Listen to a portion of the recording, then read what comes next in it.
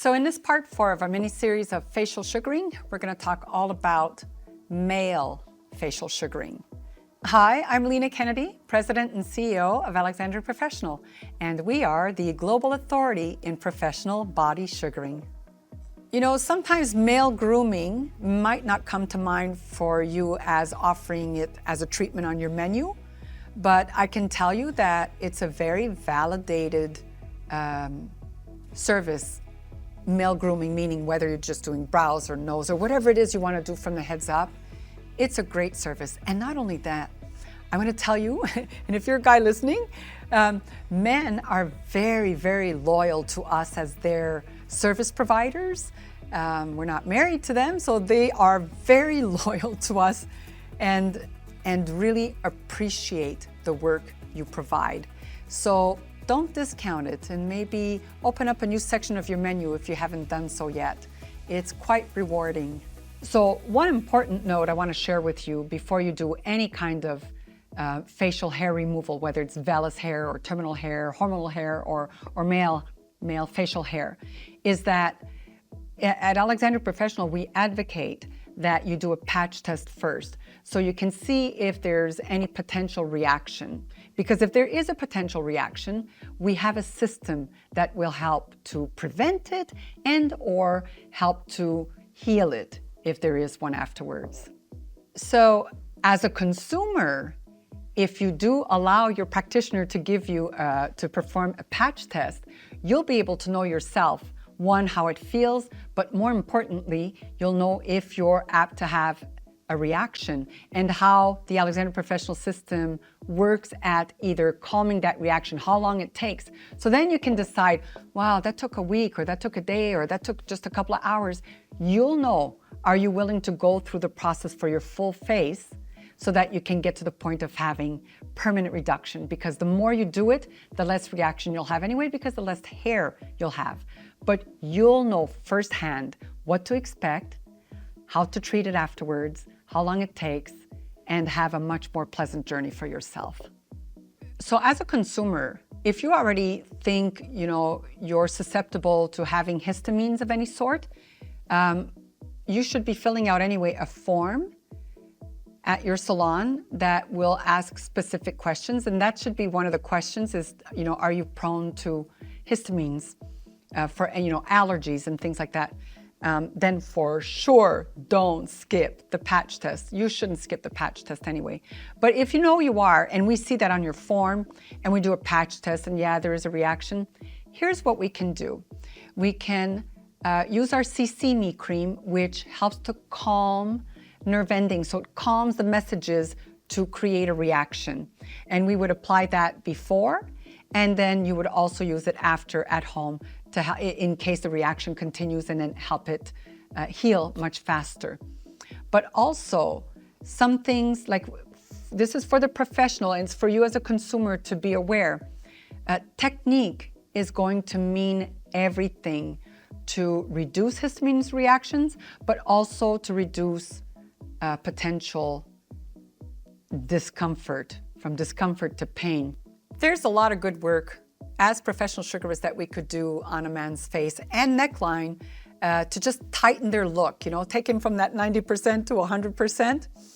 And let's look at the eyebrows, for example. If that's all you were going to do because they have like bushy brows, you don't want to feminize it, but you want to clean it up, tighten it up. So start looking from the outside in, right? So you look at the top part. If it's a lot of strays, then clean up the strays. And then you need to master your one finger application though and extraction, because if you do flat layout of the sugar, you might have the sugar seep and start touching the hairs that you don't want to extract. Of course, you can wash it off if you see that and start over, but it'll take you a lot longer to get through it. So learn to master with your one finger and just touch the little single hairs that you want to take out and extract them. And you start working around, and if they have straggles here, then clean those up. And if, you know, they have and it goes down onto their lids, then just slowly grab the hairs you want and start taking them away just to give them a fresh, clean look.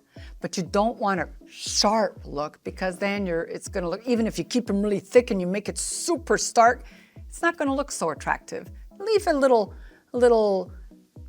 looseness to their brows.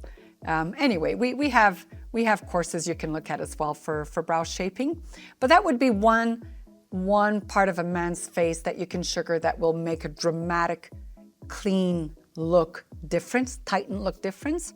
And then from there, you have monkey ears, right? Some men get a lot of hair on their ears. I don't know if it falls off from their head and lands there, but they're there. You can really easily, painlessly take away all the hair on the ear. But listen to this, please, because you never want to take something and go deep into the ear. So when you're looking at the intricacies of the ear, you can clean everything up. And then when you get to this part where there's hair coming in from deep inside, you can trim those hairs with the little circular scissors. Trim those hairs that are coming in. You don't want to extract those because you can pierce the drum. But you can lay your sugar on this little part of the ear. You can lay your sugar inside and firmly start flicking away, and you'll extract those unwanted hairs. But never try to pull out the hairs that are deep inner ear. The same with the nostrils. When I say extract nose hairs, you can do on the bridge, because some men have nose hairs on the bridge, and then they have nose hairs here. You want to slide the nose to the side and apply and take away cosmetic unwanted hair growth at the nose. You don't want to take a stick like I've seen waxers do. I cringe really bad when I see that, because the damage they could do is irreversible. You don't want to take a stick, even whether it's sugar or wax, go deep inside and pull out, because those nose hairs deep inside here are there for our protection of the environment, right? But you can absolutely take away all the hairs that are around the nostril, even on the inner part, but not deep in. They're just on the inside of this part connected. You can take all of those away quite safely. And that is a snap. And it hurts less. I swear to you, if you're doing it right, it hurts less to take away 50 nose hairs than it does to tweeze one of those babies out. It's like, I don't know, when you tweeze it, it feels like it's attached to your brain and your eyeballs, and it's so painful. But the sugaring is not painful like that. And I've never had a man complain, because the look is so instantly beautiful. It's beautifying. It really is. So now you've got clean brows, clean nostrils, clean nose bridge. On the nose, when you're extracting those hairs, you're going to see two things happen. Those hairs are coming out, and so are the comedones, the blackheads. So you definitely want to keep that up as well. And then you might have a lot of stray hairs on the cheek line. So here's the thing you have to decide. When you're looking at the man's facial hair, and you see some darker ones, but you also see some lighter vellus hair. Even if they're dark haired, you might see some darker vellus hair and some heavier hairs. They're not shaven, so they're not really coarse. They're just finer, longer, medium dark hairs. You have to decide, do you want to take away just those longer, darker strands? Then you can work with your one finger. If you think you can take those away by applying, what's gonna happen is you're gonna flick, and those dark, longer hairs will come out, but also some of the vellus. So you can't leave it where you have vellus, no vellus, vellus, no vellus. In that case, you should look at sugaring all of the cheek area so that it's unified. It looks the same all over. And that's a beautiful treatment as well. Then you have gentlemen who have goatees or, controlled beard, or even long beards, but there's some of them, I gotta say, they look beautiful. They're really well maintained. I'm not a hairy person, but I can appreciate the art of those lovely beards. But you don't want to have all that work go into maintaining a gorgeous beard and then have all these strays or jagged lines. Sometimes they'll shave the line and make it nice and crisp. That's okay. But if they don't want to have to shave it, you can start letting them grow it in there and sugar it away. We have educational master classes on this, where you take the hair and you can make a nice crisp line. And then that hair is going to start to refine and get staggered so that they don't have to shave it every day to give it that crisp, ongoing look. The same for haircuts, the same for if the beard is, they're shaving all this, but they have a beard here underneath. You can clean that up and then they'll have that crisp look from the neck up all the time. And the beautiful thing about this is that they don't have to do it every day. They don't have to trim their nose hairs every day. They don't have to trim the back, the beard, because they can just come to you once a month and it'll be crispified, really crisp lines, cleaned up every month to month. Much easier for them to maintain that look with your help as the professional sugaring them. So that's all about tightening up a man's look, assuming they have a beard, right? Tightening up the look. Even without a beard, you can do the brows, the nose hairs, the nostrils, all that tightening up, the back of the neck. If they have a beard, you can make the line. But what if your customer comes to you and says, I'm really tired of shaving. I would love for you to sugar my beard. We don't advocate that one. It's a lot of work, but you can. And I know because I did it for years in order to research and understand what can happen when you treat a man's beard. I think the best story I have is many, many moons ago. This man used to shave his beard literally twice a day, period, for 15 years. That's how heavy. He was Caucasian from Newfoundland. Very heavy, dense beard. And he was willing to be my guinea pig. This is going way back in the beginning. And it wasn't without pain. I have photos of this. This was so heavy. However, the miracles started happening. We got him to a point where he could go, I think it was 15, 30 days with barely any growth. So we know we can reach it. And he was one of the very lucky people because he didn't have what is considered folliculitis from the extraction of a man's beard. And what we're finding, one of the reasons maybe someone can have so much reaction is because they have a networking rooting system, which means not all the follicles are clearly defined in one direction. They could be crossed over. And when that happens, you're tearing a lot of the inner walls. And that could lead to the worst kind of infection, which is folliculitis. And they would need medical assistance then to help heal that infection. So this is why, you can do so many good things for a man's facial look, neck look, without getting involved with a deep beard hair removal.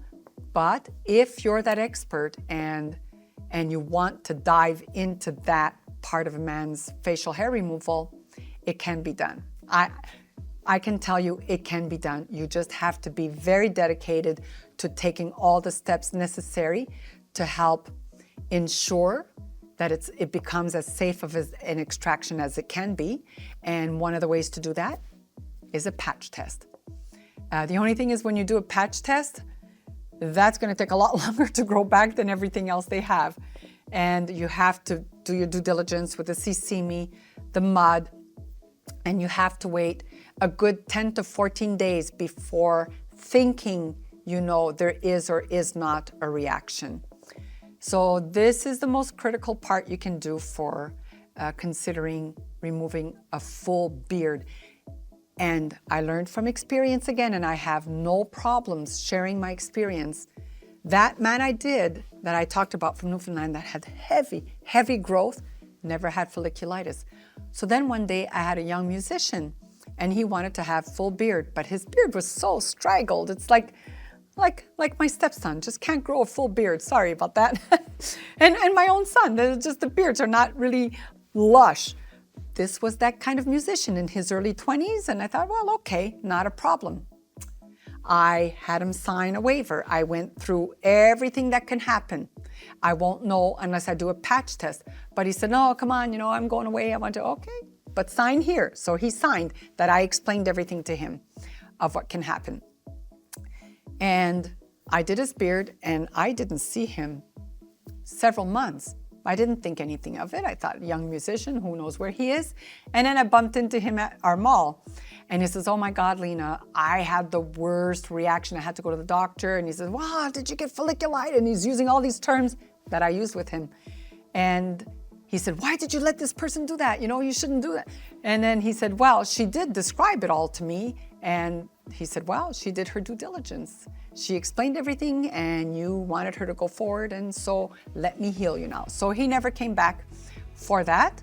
And if I were to give my wager on whether it would have been this man with this heavy beard versus this young guy with barely any, I would have said, wow, this guy's going to get follicular. But no, I would have been wrong. And so you can't judge it just by looking. You can share the information, and then you can have your waiver. Even to do a patch test, you should have the waiver and do your patch test. Wait even that full 2 weeks to see what will happen. Follow the process that we teach you, and you'll know whether that's a good candidate for you or not. Better safe than sorry for you, but more so for your customer, right? I hope you enjoyed today's session. If you're not already subscribed, I hope you'll subscribe and keep joining us for a lot more sharing on our channel.